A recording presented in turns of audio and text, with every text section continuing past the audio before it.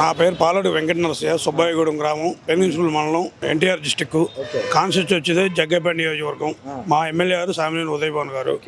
మా ఎమ్మెల్యే గారికి అయితే డౌట్ లేదు 100%. దానికి తోడు మళ్ళీ ఇప్పుడు ఈ కొత్తగా రీసెంట్గా మాకు తెలిసి వార్త నిన్నగా మొన్న వైసీపీలోకి మన కేసీఆర్ నాని గారు వచ్చారని ఆయన స్వాగతం పలకడం కోసం ఈరోజు ఇక్కడికి వచ్చాము. ఇక మాకు ఇక ఆ భయం అనేది ఇప్పుడు దాకా కొంచెం ఏదో కొద్దిగా మాకు గడియారముళ్ళు కొద్దిగా ఇట్ట కొట్టుకుంటుంది. అలా ఇప్పుడు అలాంటిది ఏం లేదు. ఇక తిరిగిద్ది ఇక 150 ఇప్పుడు దాకా మాకు కొంచెం ఉంది. ఇప్పుడు భయం లేదు. ఇక అభ్యంతరం ఏం లేదు, భయపడాల్సిన పని ఏం లేదు. 100% 175 అది ఏంటి అసలు. మరి ఆయన ఇటు నుంచి టీడీపీ నుంచి వైసీపీకి రావడం చక్కటి నిర్ణయం అంటారా? 100% చక్కటి మామూలు నిర్ణయం కాదండి. ఆయన ఇప్పుడు ఇంకా ఇప్పుడు త్వరగా మేలుకున్నాడండి.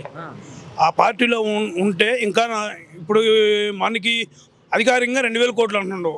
చెప్పకుండా మరి ఇంక ఎన్ని వేల కోట్లు ఖర్చు పెట్టారో, ఎన్ని కోట్లు నష్టపోయిండో మన నాన్నగారికే తెలియాలి అని ఇప్పుడు ఇందులో రావడం 100% ఆయన మంచికి.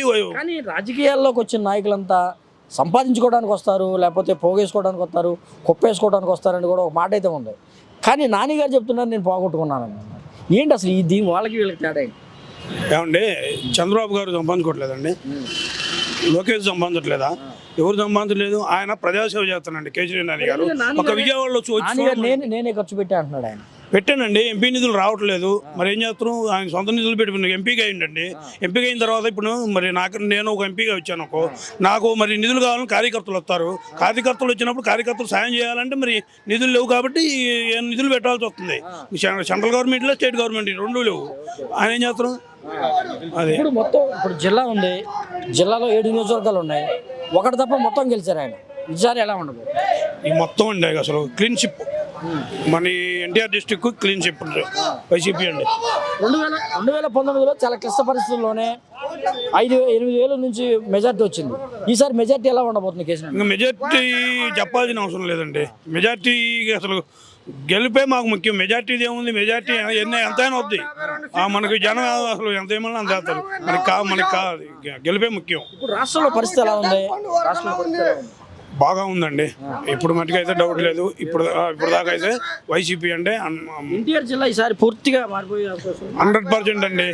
అందులో వాస్తవం పూర్తిగా మారిపోతుంది. YCP clean sweep చేద్దండి.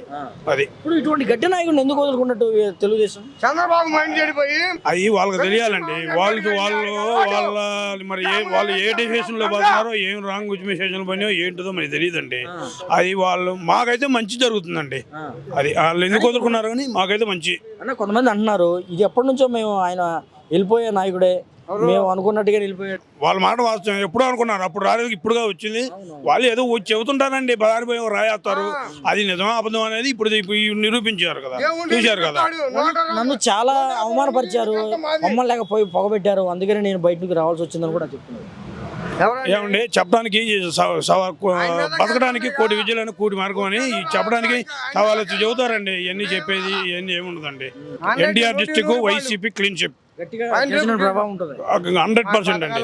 అసలు కేసీఆర్ నాని గారి వల్ల ఇప్పుడు ఇంకా మాకు ఇంకా పూర్తి క్లారిటీగా వచ్చింది.